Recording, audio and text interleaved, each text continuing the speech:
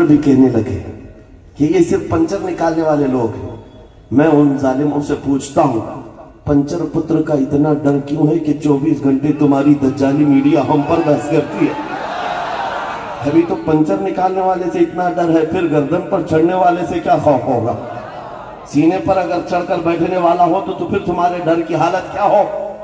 एक तरफ कहते हो ये बैकवर्ड है, गिरी हुई कौम है, टूटी हुई कौम है, तो मियां फिर हम पर क्यों भोगते क्यों इतना? कितने तो इलेक्शन हमारे नाम पे लड़ते हो, कितनी मीडिया की तंजीमें, बल्कि मीडिया की दुकानें हमारे नाम से चलती हैं।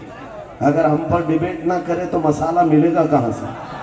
हाँ, मस्जिद होना चाहिए, बुर्का होना चाहिए, टोपी होना चाहिए, दाढ़ी होना चाहिए, और किसी मुसलमान के पास सुई भी मिल गई तो एटम बम लगना चाहिए।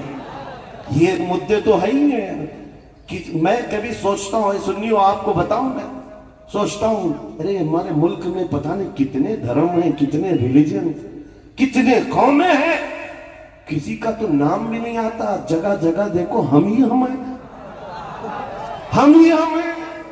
और एक है कि हमारा बच्चा आगे आना नहीं चाहता। ये बार बार हमें दिखा दिखा करके दुनिया को बता रहे हमारे पास भी ये लोग हैं।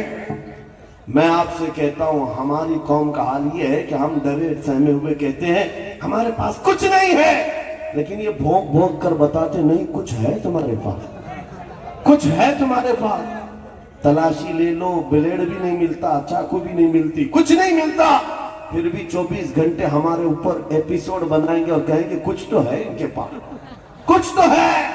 हाँ, वही इकबाल जो कहता था कुछ बात तो है कि मिटती नहीं हस्ती हमारी, कुछ बात तो है कि मिटती नहीं हस्ती हमारी। सदियों रहा है दुश्मन दौरे ज़मां हमारा, यूनान और मिस्र और रोमा सब मिट गए जहां से, बाकी मगर है अब तक नामो निशान हमारा। मुफ्ती सलमान अज़हरी साहब किबला, जो चीज तुम्हें जिंदा कर रखी हुई है, अभी लोगों की नजरों में जमाए रखी हुई है, वो चीज न तुम्हारी टोपियां हैं, न तुम्हारी दाढ़ियां हैं, न तुम्हारी गाड़ियां, न तुम्हारे बंगले।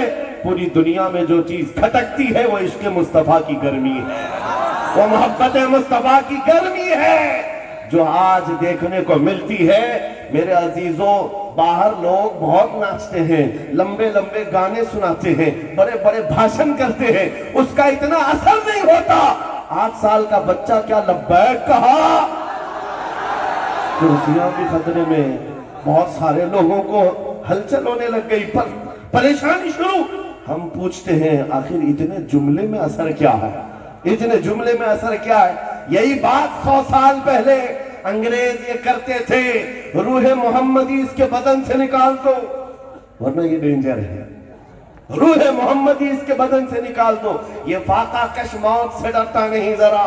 इकबाल ने उनकी बात अपने अशार में लिखा है। अंग्रेज ये कहते थे ये भूखे रहते हैं, प्यासे रहते हैं, इनके पास कुछ नहीं है खाने पीने को, और मौत से डरते भी नहीं है, मौत से डरते भी नहीं है। ये कौम है कैसी? जाहिर सी बात है, ये कौम वही है जिसको खालिद बिन वलीद ने कहा था, रोमियों से जब मुकाबला हो रहा था, रोमियों के पास 1 लाख से ज्यादा लश्कर, और वो आए थे मुकाबले में, खालिद बिन वलीद को टांट मार कर कह रहे थे हमारे पास ठाट बाट से रहने वाली फौज है, और तुम बादिया नशीन सहरा से आए हुए, पैबंद लगे कपड़े, खजूर की घुटली पर दिन गुजारने वाले, मुकाबला करोगे? खालिद बिन वलीद ने एक ही जुमला कहा था, उस रूमी बादशाह से कहा, ऐ ईसाई बादशाह, तेरी कौम जितना शराब से मोहब्बत नहीं करती, हमारी कौम मौत से उतनी मोहब्बत करती। शराब पीकर जिस कदर तुम धुत और नशे में आते हो, उससे ज्यादा उम्मत मोहम्मदिया मौत से मोहब्बत करती है। क्यों? इसलिए कि मौत हमारे यहाँ हादसा नहीं, तोहफा है। इधर आंखें बंद हो, उधर मुस्तफा की जियारत होता है। मैं मरूं तो मेरे मौला ये मलाइका से कहना, इसे कोई मत जगाना, अभी आंख लग गई है। हमारे बुजुर्गों ने यही तो हमें दर्श दिया है, या रसूल अल्लाह तेरे दामन करम में जिसे नींद आ गई है वो फना न होगी, उसे जिंदगी मिली है। जो चीज दुनिया को आज भी खटक रही है वो इश्क़ मुस्तफा की दौलत है, निस्बत मुस्तफा की ताकत है, वरना फिर हमारा वजूद क्या है? हमारा वजूद क्या है? कुछ बातें ऐसी हैं तकरीरों से हो सकता है आपको ना समझ में आए, हमारी जुबानी ना समझ में आए, किताबों से पढ़ी हुई रिवायात को भी कोई कह दे कहानी है कहानी है। ये पहले के वाकयात सुनाते हैं, छोटी फौज थी खालिद बिन वलीद की, सलाहुद्दीन की, शहाबुद्दीन की, ये इनकी कहानियां हैं। इतनी बड़ी बड़े लश्करों से कैसे मुकाबला करते थे, ये सब इनकी बनाई हुई कहानियां हैं।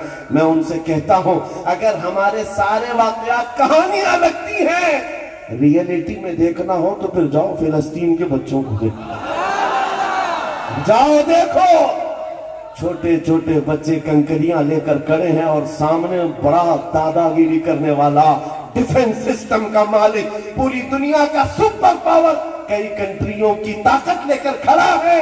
शर्म आनी चाहिए दज्जालों, किससे मुकाबला कर रहे हो?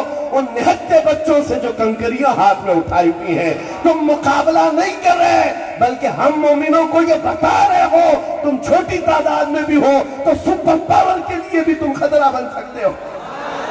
वो छोटी ताकत फिलिस्तीन की, गजा के मुसलमानों की सिर्फ इसलिए नहीं है कि जंग चल रही है।